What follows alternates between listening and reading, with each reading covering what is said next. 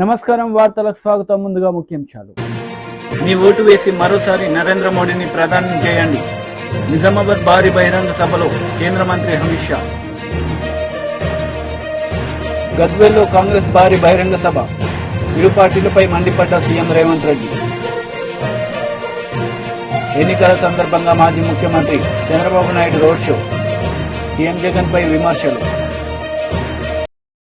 ఎన్నికల సందర్భంగా టీడీపీ అధినేత నారా చంద్రబాబు నాయుడు రోడ్ షో నిర్వహించారు. ఈ సందర్భంగా సీఎం జగన్ పై పలు విమర్శలు చేశారు. మైనింగ్ మాఫియా, 5వ రత్నం హత్యా రాజకీయాలు, 6వ రత్నం ప్రజల ఆస్తులు కబ్జా, 7వ రత్నం ఎర్ర చందనం స్మగ్లింగ్, 8వ రత్నం దాడులు కేసులు, 9వ రత్నం శవ రాజకీయాలు. అవునా కాదా? రేపో ఎల్లుండో అన్ని అయిపోయినాయి. తండ్రి లేని బిడ్డ తండ్రిని చంపేశారు 2014. బాబాయిని గుడ్డలతో లేపేసి నాన్న లేడు బాబాయిని కూడా చంపేశారు. 2వ నాటకం. కోడి కత్తి డ్రామా రతిగట్టింది. ఆ కోడి కత్తితో నేను పోయి హత్యా ప్రయత్నం చేశానంట. నిన్న గులకరాయి డ్రామా, రాయి కనపడలా, పాపం దెబ్బ మాత్రం తగిలింది. అందుకే వాళ్ళ చెల్లి రోజు ఒక మాట ఉంది, నీ మానసిక పరిస్థితి బాగాలేదు, మాట్లాడితే చంద్రబాబు నాయుడు తప్ప వేరేది కనపడడం లేదు, ఒక అర్థం పంపిస్తా, నీ ముఖాన్ని చూసుకో, నీ ముఖం కనపడుస్తుందా బాబు గారి ముఖం కనపడుతుందో చూసుకోమని వాళ్ళ చెల్లెలే చెప్పిందంటే అర్థమైందా తమ్ముళ్ళు? ఇలాంటి వాడు ముఖ్యమంత్రి గారు ఉండేవాడా? ఇతను ఒక హుందాతనంతో ఉండాలి. నేను రాజశేఖర రెడ్డి ఉజ్జీలం, సమకాలికులం, మిత్రులం, రాజకీయంగా విభేదించాం, పోరాడాం.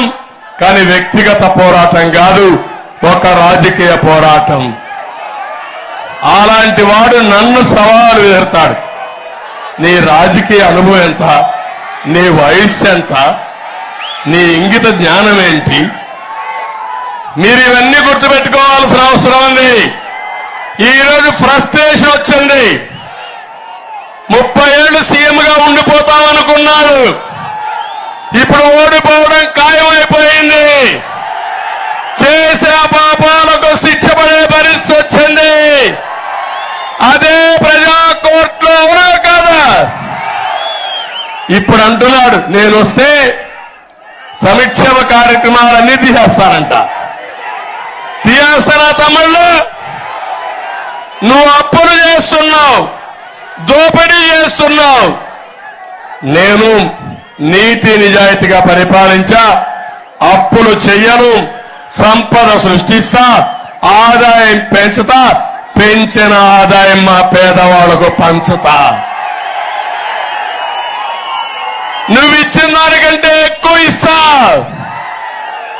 కేంద్రం కూడా మాతో ఉంది, మేము కేంద్రంలో కూడా భాగస్వాములం. అవన్నీ వదిలిపెట్టి ఇప్పుడు నేను వస్తే ప్రతి మీటింగ్ లో మీరు చూడండి, నేను వస్తే సమీక్ష కార్యక్రమాలు కట్టు, నువ్వే పుట్టినప్పుడు వచ్చినట్టున్నాయి. ₹2 కేజీ బియ్యం పెట్టింది నందమూరి తారక రామారావు గారు 83లో. నేను 100 సంక్షేమ కార్యక్రమాలు ఇచ్చాను. అన్న క్యాంటీన్ పెట్టానా లేదా? ఏపీ ప్రభుత్వ సలహాదారు సజ్జల రామకృష్ణారెడ్డి మీడియా సమావేశం నిర్వహించారు. ఈ సందర్భంగా పలు అంశాలపై ఆయన మాట్లాడారు. మా పాలనలో గాని జగన్మోహన్ రెడ్డి గారి ప్రభుత్వం పనితీరుకు సంబంధించి వాళ్ళు అనుకుంటున్న అవకతవకలు ఏదంటే ఎత్తి చెప్పడంలో తప్పు లేదు. అలా కాకుండా చంద్రబాబు నాయుడు గారు ఏం చెప్తున్నారో మొత్తం వేయడంలో భాగంగా మిగిలినవన్నీ రొటీన్ మామూలు రొడ్డ కొట్టుడు వరుసగా చెప్పే వాటి గురించి మాట్లాడట్లా, కానీ అవినీతి గురించి మాట్లాడినారు. జగన్మోహన్ రెడ్డి గారి ప్రభుత్వం వచ్చినప్పటి నుంచి అవినీతిలో కూరుకుపోయిందని, దానికి సంబంధించి మేము దీన్ని కూల్చేస్తాం కూటమి వచ్చాను. రాష్ట్ర ప్రభుత్వం ఈ 5 ఏళ్లలో 2 ఏళ్లు కరోనా టైం తీసేస్తే, సంక్షోభం టైం ఎప్పుడైతే యాక్టివిటీ అంత నిల్లుందో, ఏదైనా యాక్టివిటీ అంటూ ఉంటే ప్రభుత్వం దాని కరోనా మహమ్మారిని ఎదుర్కోవడానికి చేపట్టిన చర్యల మీద అయ్యే ఖర్చులు కానీ, ఆ టైంలో కూడా సంక్షేమ కార్యక్రమాలు వదలకుండా పూర్తిగా ఏ ప్రామిస్ చేశామో దాని ప్రకారం జరపడం ద్వారా కానీ ఈ యాక్టివిటీ తప్ప, ఆ ప్రాసెస్ లో దేశంలోనే రోల్ మోడల్ గా తయారైన స్టేట్ మంది. మిగిలిన వాళ్ళు కూడా ఇక్కడ కరెక్ట్ గా ప్రభుత్వం ఏం చేయాలనో అవన్నీ చేస్తున్నారు, వైద్యపరంగా అలాగే ఆదుకోవడం పరంగా, అలాగే అది విస్తరించకుండా ఎక్కడికెక్కడ కట్టడి చేయడంలో కానీ ఈవెంట్లో అన్నింటిలో రోల్ మోడల్గా ఉందని కూడా అందరూ గుర్తించారు. ఈ కరోనా టైంలో కూడా యాక్టివ్గా ఉన్న ప్రభుత్వం ఏదైనా ఉంటే ఆంధ్రప్రదేశ్ ప్రభుత్వం ఒకటే, మన రాష్ట్రం ఒకటే. ఇక్కడ ఈ ఎవరు డిస్ప్యూట్ చేయండి ఒక డీబీటీ ద్వారానే 2,70,000 కోట్లు మనం ఈ 4 ఏళ్ల 8 నెలల్లో 10 నెలల్లో పూర్తిగా కిందికి నేరుగా మహిళల అకౌంట్లలోకి, బెనిఫిషరీస్ లబ్ధిదారులైన కుటుంబాలకు సంబంధించి మహిళల అకౌంట్లలో చేర్చాం. అంటే ఇది ఎందుకు చెప్తున్నానంటే 2,70,000 కోట్లు నేరుగా ₹1 పిల్ఫరేజ్ అవినీతికి అవకాశం లేకుండా అంతకుముందు హయాంలో ఉన్న జన్మభూమి కమిటీ. వారాహి విజయబేరి బహిరంగ సభలో పవన్ కళ్యాణ్ పాల్గొన్నారు. ఈ సందర్భంగా ప్రజలను ఉద్దేశించి ఆయన ప్రసంగించారు. మీకు ఏం కావాలని అడుగుతారు.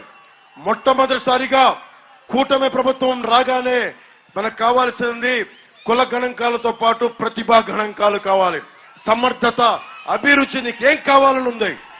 ఆ మూలన ఆడబిడ్డలు ఉన్నారు, మీకేం కావాలని ఉంది. ఇక్కడే ఉండిపోవాలనుకుంటున్నారా, భవిష్యత్తులో ఏమవ్వాలి ఉందని దానికి తగ్గట్టుగా ప్రధానమంత్రి గారి నేతృత్వంలో స్కిల్ డెవలప్మెంట్ కార్యక్రమాలు, ప్రోగ్రామ్స్ ముందుకు తీసుకెళ్తాం.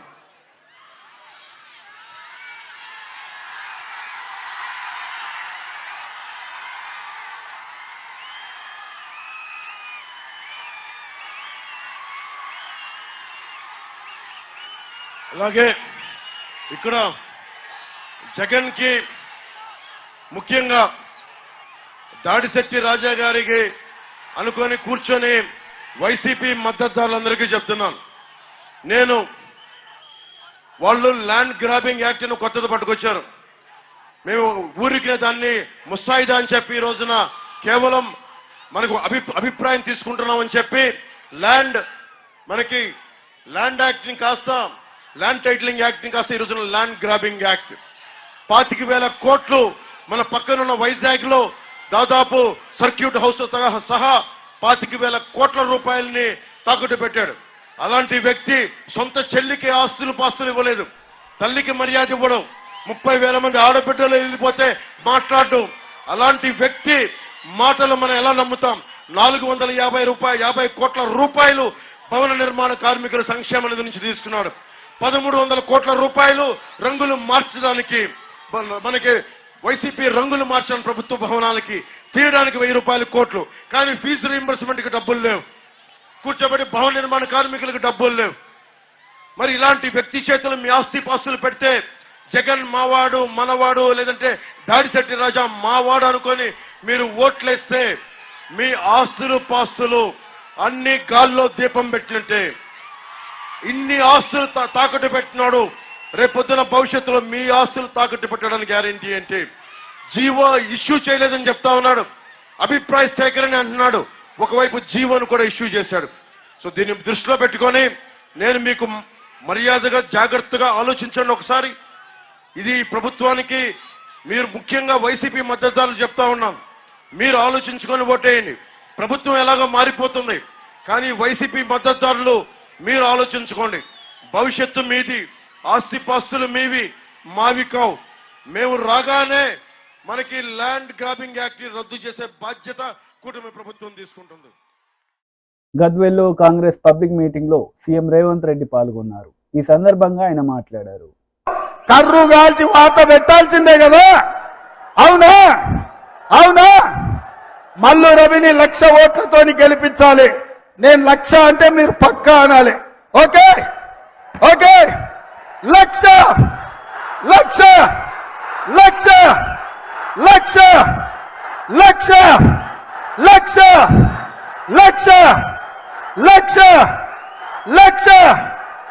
1,00,000 1,00,000 1,00,000 గట్టిగా బంగ్లాలో గుండెలు ఎదరాలి. 1,00,000 1,00,000 1,00,000 1,00,000. జై కాంగ్రెస్. మీకందరికీ తెలుసు, నడిగడ్డ రాజకీయం, బంగ్లాలో రాజకీయం మీకందరికీ తెలుసు. పొద్దటి పూట చెరో పార్టీలో ఉంటారు, రాత్రి అయితే ఇద్దరే ఒక్కటయ్యి మొన్న జరిగిన అసెంబ్లీ ఎన్నికల్లో కాంగ్రెస్ పార్టీని ఓడగొట్టడానికి బీఆర్ఎస్ బీజేపీ వాళ్ళు ఒక్కటైనరు. మరి ఇవాళ అదే బంగ్లా రాజకీయం ఈ ప్రాంతంలో నడుస్తున్నది. బంగ్లా రాజకీయానికి గుణపాఠం చెప్పి శాశ్వతంగా సమాధి కట్టి ఈ గద్వాల, ఈ నడిగడ్డ కాంగ్రెస్ పార్టీ అడ్డ 3 రంగుల జెండా ఈ గడ్డ మీద ఎగరేయడానికి మీరందరూ సిద్ధంగా ఉన్నారన్న సంగతి నాకు తెలుసు. అందుకే మిత్రులారా, ఈరోజు మీ అందరికి ఒకటే మాట చెప్తున్నా. 70 సంవత్సరాల తర్వాత మన పాలమూరుకి తెలంగాణకు నాయకత్వం వహించే అవకాశం వచ్చింది. మన ప్రాంతంలో పెండింగ్ ఉన్న ప్రాజెక్టులు ప్రధానంగా గట్టు కావచ్చు, తుమ్మిళ్ళ కావచ్చు, ఆర్టీఎస్ మోడర్నైజేషన్ కావచ్చు, ఎర్రవల్లి చౌరస్తా నుంచి రాయచూరుకు 4 లేన్ల రోడ్డు కావచ్చు, ఈ ప్రాంతం యొక్క అభివృద్ధి కోసం పాలమూరు రంగారెడ్డి ఎత్తిపోతల ప్రాజెక్టు పూర్తి చేసుకునే విషయంలో కావచ్చు, ఈ రోజు మనము కాంగ్రెస్ పార్టీకి అండగా నిలబడాలి. మిత్రులారా, ఈడికొచ్చిన మా నడిగడ్డ సోదరులను అడుగుతున్నా, బంగ్లాలో బొట్లో కత్తి పెట్టుకొని బయలుదేరిండ్రు కాంగ్రెస్ పార్టీని చంపాలని, ఈ ఎన్నికల్లో ఓడించాలని. నేను అడుగుతున్న నడిగడ్డ బిడ్డల్ని, అరుణమ్మను జడ్పీటీసీ చేసింది కాంగ్రెస్ కాదా? అరుణమ్మను ఎమ్మెల్యే చేసింది కాంగ్రెస్ కాదా? అరుణమ్మను మంత్రిని చేసింది కాంగ్రెస్ పార్టీ కాదా? భరత్ సింహారెడ్డి ఏరియాలో చేసిన దందాలు కాంగ్రెస్ పార్టీని అడ్డం పెట్టుకొని 100,000 కోట్ల రూపాయలు సంపాదించుకోలేదా? కాంగ్రెస్ పార్టీ బంగ్లాలకేం తక్కువ వేసింది. ఇవాళ కాంగ్రెస్ పార్టీని ఓడించాలని బంగ్లాలు కుట్ర రాజకీయాలు చేస్తున్నారు. అందుకే మిత్రులారా, ఈ కుట్రల్ని తిప్పికొట్టాలి. రాబోయే ఎన్నికల్లో కాంగ్రెస్ పార్టీని గెలిపించాలి. కాంగ్రెస్ నిజామాబాద్ లో బీజేపీ పబ్లిక్ మీటింగ్ లో కేంద్ర మంత్రి అమిత్ షా పాల్గొన్నారు. ఈ సందర్భంగా ఆయన ప్రసంగించారు. उन्होंने अपने तेलंगाना राज्य को कांग्रेस का एटीएम बना दिया। देश भर में जीएसटी लगता है, यहां आरआर टैक्स लगता है। तेलंगाना में एक आरआर टैक्स है, मालूम है आरआर टैक्स क्या है? राहुल रेवंत टैक्स का नाम आरआर टैक्स है। हर रोज सैकड़ों करोड़ रुपया इकट्ठा कर दिल्ली के दरबार में भेजने का काम एक कांग्रेस पार्टी करती है। भाइयों बहनों, पसंद की 2 लोगों के बीच में है। एक 12 लाख करोड़ के घपले घोटाले भ्रष्टाचार करने वाली कांग्रेस पार्टी, और दूसरी ओर 23 साल तक मुख्यमंत्री प्रधानमंत्री रहने के बाद भी एक 25 पैसे का आरोप नहीं है, ऐसे नरेंद्र मोदी। आप बताओ, राहुल बाबा और नरेंद्र मोदी में किसको प्रधानमंत्री बनाओगे? जोर से बोलो, किसको बनाओगे? अरे और जोर से बोलो, किसको बनाओगे?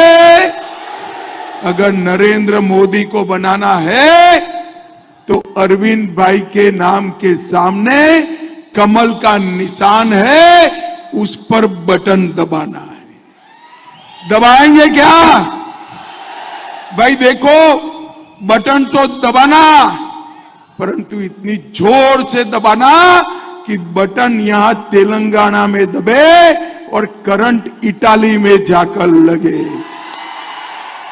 भाई और बहनों, ये असदुद्दीन ओवैसी, बीआरएस पार्टी और कांग्रेस पार्टी, ये मुसलमानों का तुष्टीकरण करने वाली एबीसी है।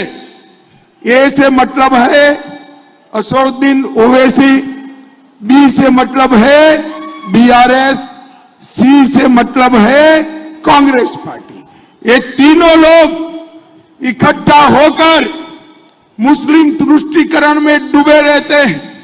ये लोग भगवान राम की शोभा यात्रा पर प्रतिबंध लगाते हैं, रामनवमी का जुलूस निकालने नहीं देते, हैदराबाद मुक्ति संग्राम की याद में हैदराबाद विमोचन दिन मनाने नहीं देते, ये सीए का विरोध करते हैं, ये यूसीसी का विरोध करते हैं, और ये तीनों राम मंदिर की प्राण प्रतिष्ठा का भी विरोध करते हैं। भाइयों, मैं आपको बताना चाहता हूं, ये लोग झूठ के आधार पर पॉलिटिक्स करने वाले। कांग्रेस पार्टी ने कहा मोदी जी बहुमत में आएंगे तो रिजर्वेशन हटा देंगे।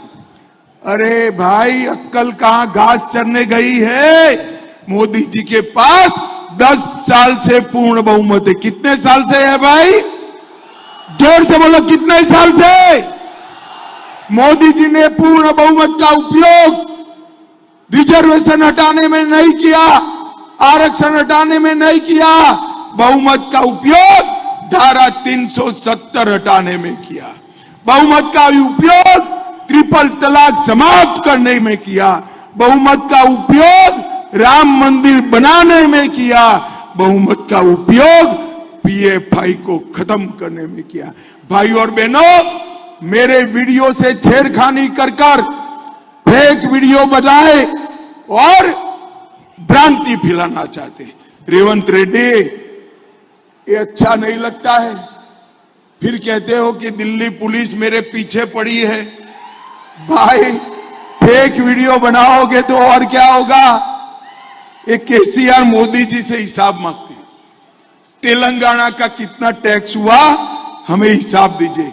अरे केसीआर, तेलंगाना हिसाब तो मैं आराम से आज जल्दी है, जरा आऊंगा तब दे दूंगा, मगर शराब घोटाले में तेलंगाना की जनता का कितना रुपया खा गए, इसका हिसाब आप तेलंगाना की जनता को दीजिए। भाई, तेलंगाना की जनता, भाई और बहनों, ये बीआरएस पार्टी ने तेलंगाना को बर्बाद करने का काम किया है। मैं आपको बताकर जाता हूं, मोदी जी के नेतृत्व में आप एक बार फिर से सरकार बना दीजिए, तेलंगाना को देश का नंबर 1 राज्य बनाने का काम भारतीय जनता पार्टी करेगी। भाई और बहनों, मैं ज्यादा बात करना नहीं चाहता। मोदी जी ने देश के 80 करोड़ गरीबों के लिए ढेर सारे काम किए। మాజీ మంత్రి హరీష్ రావు కీలక ప్రెస్ మీట్ నిర్వహించారు. ఈ సందర్భంగా పలు అంశాలపై వివరణ ఇచ్చారు. రాష్ట్రంలో ఉన్నటువంటి మహిళలకు సరాసరి అందుతుంది. చేత యోజన మార్చాలనుకుంటుంది. తెలంగాణ में हमने आपको गारंटीज दी थी, उनको हमने पूरा करके दिखाया. తెలంగాణ ప్రజలకు మేము గ్యారెంటీలు ఇచ్చాము, అవి పూర్తి చేసి చూపించాము. महिलाओं के बैंक अकाउंट में 2500 रुपए తెలంగాణ की सरकार डालती. తెలంగాణలో ఉన్న మహిళలకు 2500 రూపాయలు వాళ్ళ బ్యాంక్ అకౌంట్ లో నేరుగా వేస్తున్నది.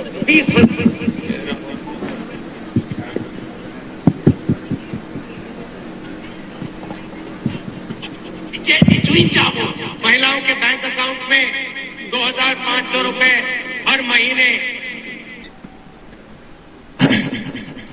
హామీల అమలు గురించి రాష్ట్ర కాంగ్రెస్ నాయకులు అబద్ధమాడింది కాకుండా రాహుల్ గాంధీ గారితో కూడా అబద్ధాలు ఆడిస్తారు.